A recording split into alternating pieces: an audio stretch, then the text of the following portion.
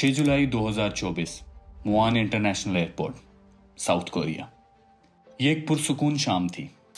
जेजू air का एक flight Bangkok से वापस आ रहा था, लेकिन जब प्लेन रनवे पर उतरने लगा तो बहुत ही दर्दनाक हादसा पेश आया। इस प्लेन का लैंडिंग गियर फेल हो गया था। लैंडिंग के दौरान जहाज जमीन से टकराया और कुछ ही सेकंड्स में आग ने जहाज को अपनी लपेट में ले लिया। टोटल 181 पैसेंजर्स में से सिर्फ 2 बच पाए। उस दिन एयरपोर्ट पर इंतज़ार कर रहा एक बाप अपनी बेटी को फिर कभी नहीं देख पाया, क्योंकि उसकी बेटी उस हादसे में मरने वाले 179 लोगों में से एक थी। बोइंग को एक वक्त में इनोवेशन और भरोसे की निशानी समझा जाता था, पर इस वक्त बोइंग अपने ही स्कैंडल्स, लॉसूट्स और दर्दनाक क्रैशेस में उलझा हुआ है। सवाल यह है कि आखिर एविएशन के इस बादशाह के साथ आखिर क्या हुआ?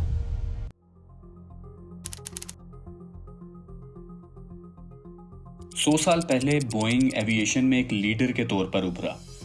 उनके 707 जेट लाइनर ने इंटरनेशनल ट्रैवल को आम कर दिया और 1969 में पेश किए गए आइकॉनिक 747 जंबो जेट ने कमर्शियल एविएशन का दौर बदल दिया। ये जहाज कॉन्टिनेंट्स को जोड़ते थे और इन्हीं जहाज़ों ने बोइंग को इंडस्ट्री का पायोनियर बना दिया था। दहाइयों तक बोइंग इनोवेशन पर तरक्की करता रहा। इंजीनियर्स को मुकम्मल आज़ादी थी कि वो नए से नए डिज़ाइन बनाएं और उन्हें बेहतर करें। उस दौर में बोइंग के जहाज़ सेफ्टी और रिलायबिलिटी की निशानी बन गए थे और इन्होंने दुनिया भर में एयरलाइंस और पैसेंजर्स का भरोसा हासिल कर लिया था। 1997 में बोइंग ने मैकडॉनल्ड डॉगलेस के साथ मर्जर किया, एक ऐसा फैसला जो बाद में आगे चलकर उसके डाउनफॉल की वजह बना। यह मर्जर बोइंग में काफ़ी ज़्यादा चेंजेस लेके आया। मैकडॉनल्ड डॉगलेस के एग्जेक्टिव्स, जो कि कॉस्ट कटिंग के लिए मशहूर थे, बोइंग के लीडर्स को इन्फ्लुएंस करने लगे। अब बोइंग के लिए सेफ्टी और इनोवेशन पहले की तरह इम्पोर्टेंट नहीं थी। इनके एग्जेक्टिव्स का मकसद सिर्फ शेयर होल्डर्स की वैल्यू को बढ़ाना था। एग्जेक्टिव्स की यही पॉलिसी आगे चलकर इसकी फेलियर का वजह बनी। सबसे कंट्रोवर्शियल फैसला आउटसोर्सिंग का था। प्लेन के पार्ट्स अब घर में बनाने के बजाय बाहर के सप्लायर्स से कॉन्ट्रैक्ट किए जाने लगे। इससे कॉस्ट तो कम हुई, लेकिन क्वालिटी में इनकंसिस्टेंसीज आने लग गई। रिपोर्ट्स आने लगी कि पार्ट्स ठीक तरह से फिट नहीं होते और इनकी वायरिंग अधूरी रह जाती है, जिसकी वजह से कॉस्टली रिपेयर्स और डिलेज का सामना करना पड़ता था। 737 max disaster in cost cutting का सबसे बड़ा मिसाल है। 5 महीने में 2 क्रैशेस, लॉयन एयर फ्लाइट 610 और इथोपियन एयर फ्लाइट 302 ने 346 लोगों की जान ली। इन्वेस्टिगेटर्स ने पाया कि एक फॉल्टी सॉफ्टवेयर सिस्टम MCAS इसका जिम्मेदार था। और सबसे शॉकिंग बात, बोइंग को इस मसले का इल्म था, लेकिन उन्होंने कोई एक्शन नहीं लिया। एक एम्प्लॉय ने लिखा, ये जहाज क्लाउन बनाते हैं और उन्हें मंकीज सुपरवाइज करते हैं। इंजीनियर्स ने अपने सुपरवाइजर्स को ढेरों वार्निंग्स दी, लेकिन उन्हें नज़रअंदाज कर दिया गया।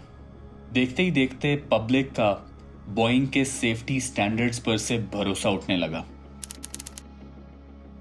जॉन बैरनेट, बोइंग के फॉर्मर क्वालिटी मैनेजर, ने 787 ड्रीम लाइनर की प्रोडक्शन में सेफ्टी को लेकर कुछ बहुत ही शॉकिंग डिटेल्स बताई।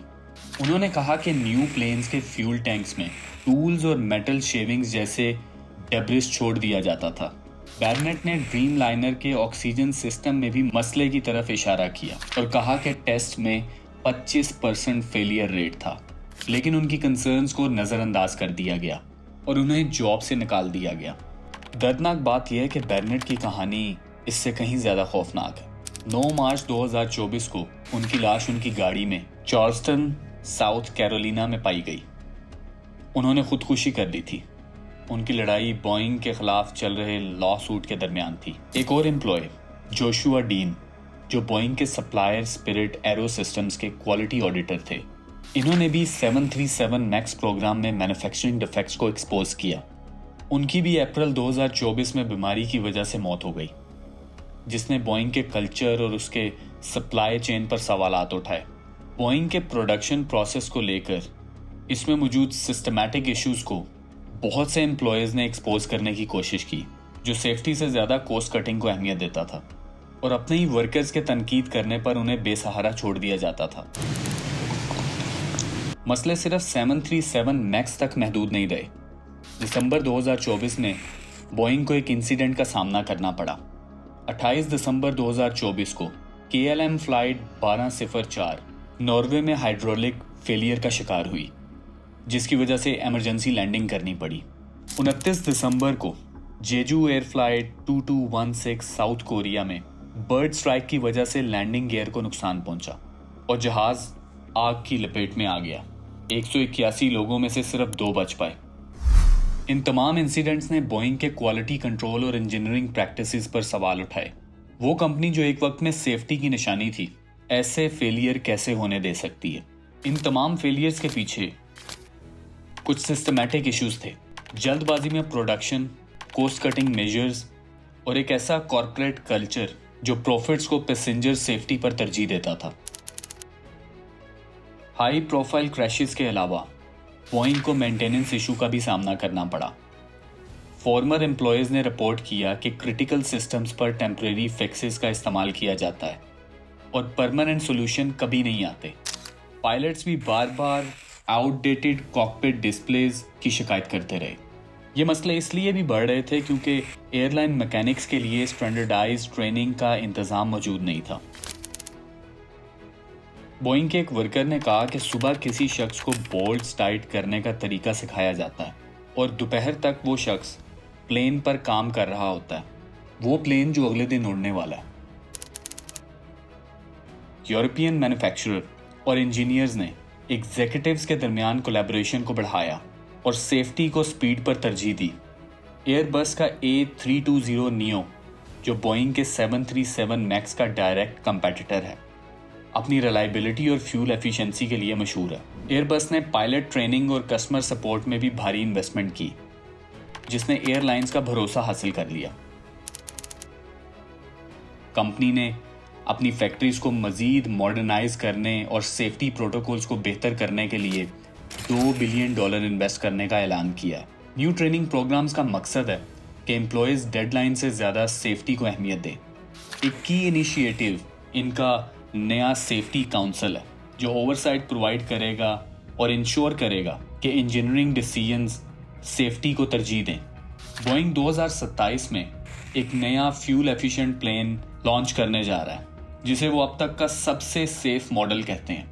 कुछ इनसाइडर्स का कहना है कि पब्लिक प्रॉमिसेस के बावजूद बोइंग अब भी कॉस्ट कटिंग कर रहा है। 737 मैक्स और दूसरे इंसिडेंट से रिलेटेड लॉ सूट्स अभी भी अनरिजॉल्व हैं, जो कंपनी की रेपुटेशन को नुकसान पहुंचा रहे हैं। सवाल ये है कि क्या बोइंग वाकई वापस अपनी जगह बना सकता है? एक बार भरोसा टूटने के बाद वापस हासिल करना बहुत मुश्किल होता है। बोइंग की कहानी हम सबके लिए एक रिमाइंडर है कि जब सेफ्टी प्रॉफिट्स के पीछे रह जाती है तो उसका नतीजा क्या हो सकता है। अगली बार जब आप प्लेन में सफ़र करेंगे तो क्या आप बोइंग के नाम पर भरोसा करेंगे?